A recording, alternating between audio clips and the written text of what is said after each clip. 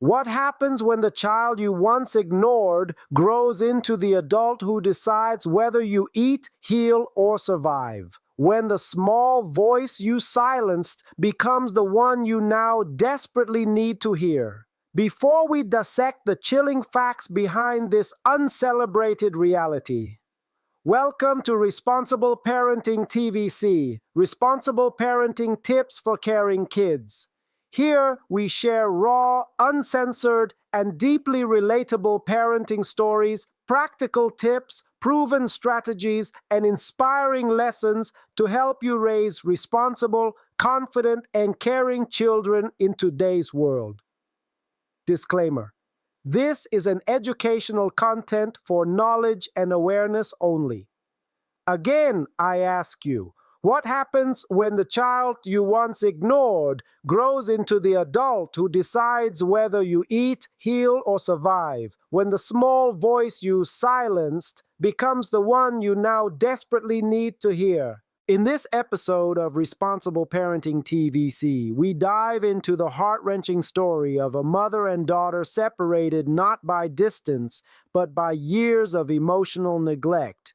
This is a story of pain, pride, and the haunting truth that what we plant in our children, love or bitterness, always returns to us in harvest. If you're watching on YouTube, please subscribe now. If you're on Facebook, follow our page, like, comment, and share this video with others who need to hear this truth. And don't forget to turn on your notification bell, because every episode here could save a home, a heart, or a marriage. The Roots of Silence in Lagos, Nigeria, 2007. The Harmattan winds swept through the narrow streets of Surulere, carrying the smell of dust and fried akara. Inside a small two-room apartment, Ijoma sat at the edge of her bed, tying her scarf before rushing off to her third job of the day. Her daughter, Ada, barely 12, sat on the floor, silently watching. "Lock the door when I leave," Ijoma said, her tone sharp but weary. "And don't waste the kerosene. I'll be back late." Ada nodded, but her eyes lingered, searching for something more than instruction. Maybe affection, maybe attention, but Ijoma didn't notice. Life had hardened her. She was a single mother in survival mode, no space for softness. Her husband had abandoned them years ago, leaving behind unpaid rent and unspoken wounds. Every time Ada tried to help or ask a question, Ijoma's words cut through the air like whips. "Don't talk too much, you're just a child. Stop crying. Tears won't cook rice." By age 15, Ada had learned the language of silence, fluent in pretending she didn't care.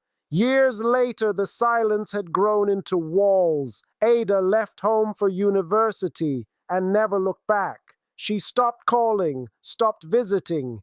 Ijoma would sit by the window some nights, phone in hand, scrolling through old photos, waiting for a message that never came.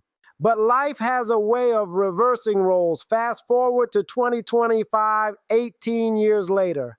Ijoma, now 59, sat in a small clinic room in Enugu. The doctor's words landed like stones. "Ma'am, your blood pressure is dangerously high and your kidneys are failing. Do you have any immediate family who can support you?" She wanted to say yes, but the truth caught in her throat. Ada, her only child, was now a successful IT consultant in Canada, and she hadn't spoken to her mother in almost 8 years. Ijoma tried to call her that night, trembling as she scrolled to her name. The phone rang once, twice, then went to voicemail. The same silence she once gave was now her companion. Weeks turned into months. Medical bills piled up. Neighbors came less often. Loneliness sat beside her like a ghost. Then one morning, a video surfaced on Facebook, an interview clip of Ada speaking at a women's empowerment conference in Toronto. When asked what motivated her success, she smiled sadly and said, Pain. Growing up, I learned early that love wasn't guaranteed. My mother taught me to be strong, but also afraid. She made me tough, but not tender.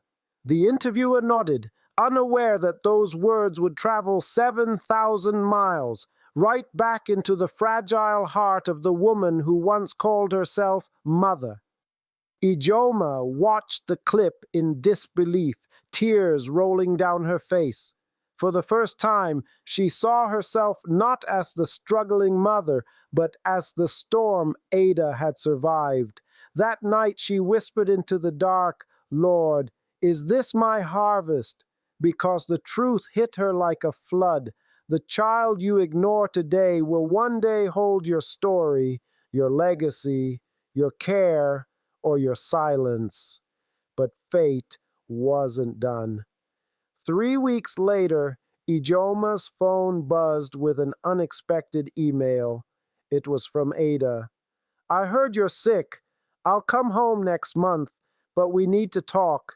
Ijoma's heart pounded, relief mixed with fear. Talk? About what? She hadn't realized how much unspoken pain had piled between them, and how hard forgiveness might be to earn. But what happens when the truth finally comes out? When the child you hurt is no longer that child, but a woman ready to confront her past? If you're touched by this story, comment "Marriage with Wisdom," share it with loved ones, and subscribe for more real-life stories that heal hearts on Responsible Parenting TVC. And don't forget to turn on your notification bell. The next part might just change how you see love forever.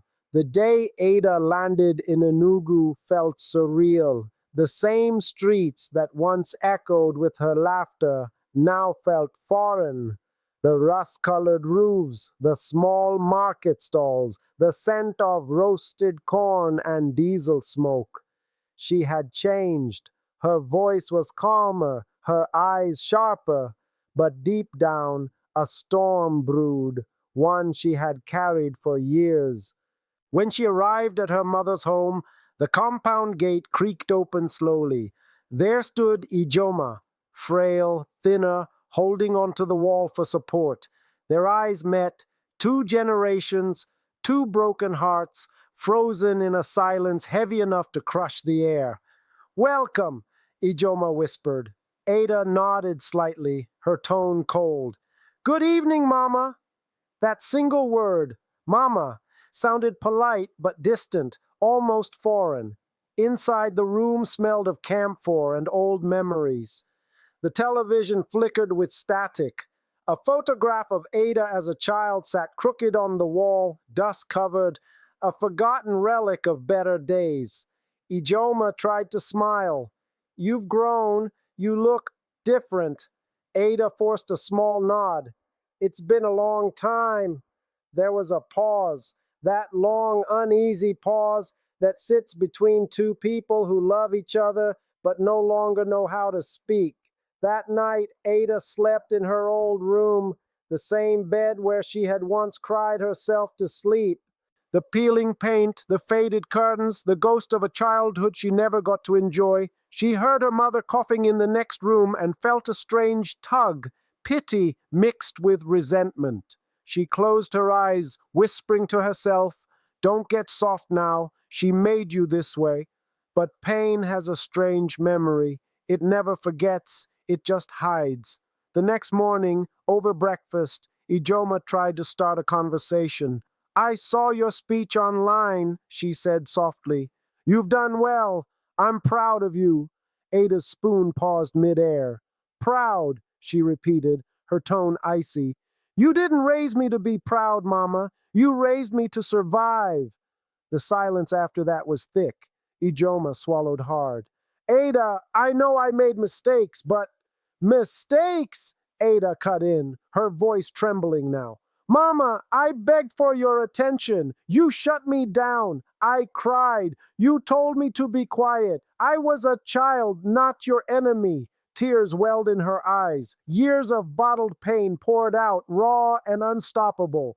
"Do you know what it feels like," Ada continued, To be scared of your own mother's footsteps, to crave her hug, but get scolding instead. You taught me strength, yes, but you also taught me fear. Ijoma's hand trembled as she set her cup down. Her voice broke. I was alone, Ada. I had no help. I didn't know how to love softly. I thought discipline would protect you.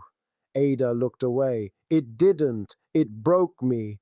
For a long moment they sat in silence, both crying quietly, both realizing that sometimes pain is inherited like an heirloom. Ijoma whispered, I was raised the same way. My mother was harder than I was. Maybe I just repeated what I knew. Ada exhaled. Then it stops here, Mama. It stops with me.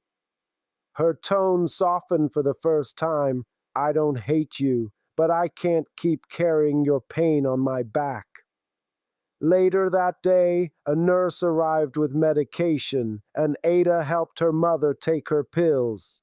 For the first time, Ijoma allowed herself to be vulnerable, letting Ada hold her arm steady. A small, fragile bridge began to rebuild, not through words, but through simple care. That night, Ada sat by her mother's bed. Do you remember the story you used to tell me about the farmer and his tree? She asked quietly. Ijoma nodded weakly. The one that said if you neglect a tree when it's young, its roots grow away from you. Ada smiled sadly. You were the farmer, Mama. I was the tree. But what happens when the farmer finally realizes the tree she ignored is now the one providing her shade? Can years of emotional neglect truly be undone? If you're touched by this story, comment Marriage with Wisdom, share it with loved ones, and subscribe for more real life stories that heal hearts on Responsible Parenting TVC. And don't forget to turn on your notification bell. The next part might just change how you see love forever. That night the rain returned. Slow, rhythmic, almost therapeutic. Thunder rumbled in the distance as Ada sat by her mother's bedside, reading quietly from a small notebook. Ijoma stirred. What are you reading? Ada smiled faintly. Something I wrote years ago. Letters I never sent. Her eyes glistened as she turned a page. Some were angry, some just lonely. Ijoma looked away, her voice trembling.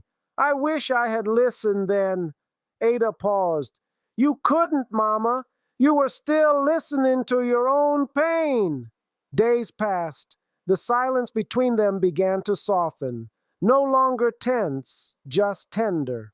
Ada started cooking meals, cleaning the house, helping her mother stretch her legs. One morning, as the sunlight streamed through the window, Ijoma whispered, Ada, I'm sorry. Her voice broke completely. I carried my mother's harshness like a badge of honor, thinking it was strength, but all it did was silence the people I loved most. Ada's tears fell silently. For the first time in decades, she felt her mother's vulnerability, not as an excuse, but as a confession. She reached out, taking Ijioma's trembling hand. Mama, she said softly, I forgive you, not because it's easy, but because I'm tired of carrying the weight. That moment changed everything. Forgiveness did not erase the past, it redefined it. They talked for hours that afternoon about Ada's childhood, her fears, her dreams, about Ijoma's loneliness, her regrets, her confusion about love. Each word became a brick, rebuilding a bridge that had collapsed years ago. As evening fell, Ada asked quietly, do you ever think love can be learned again, even after it's lost its way? Ijoma nodded, smiling weakly. Yes, but it must first unlearn pride. Those words hit deep, a truth only a wounded parent could utter. Weeks later, Ijoma's health began to improve slightly. She started calling her daughter more tenderly, Nuam, meaning my child. Ada would laugh softly, remembering how rare that word once was. And one evening, as they sat watching the sunset, Ijoma whispered, "You know, you remind me of my mother, only healed." Ada turned to her, eyes wide. "Healed?" "Yes," Ijoma smiled faintly. "You learned what I couldn't. You broke the chain." Redemption and reflection. That night, Ada stood outside, looking at the stars. She whispered a quiet prayer, not of anger, not of pain, but of gratitude. "Thank you, God, for letting me become the mother I needed, even when I never had one. Because sometimes the children we silence become the voices that teach us how to listen. The hearts we harden against become the ones that heal us in return." Moral reflection.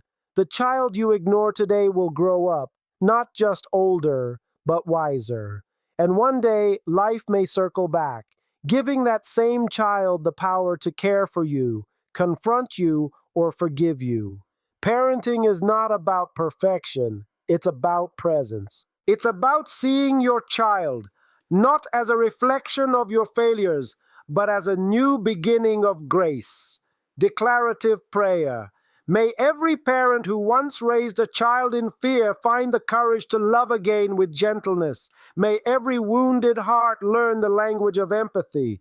And may every home that once echoed with silence now overflow with understanding and peace. This is Responsible Parenting TVC, responsible parenting tips for caring kids. Stay with us for more inspiring parenting lessons, powerful real-life stories, and daily guidance to help you raise children who are caring, responsible, and ready to thrive.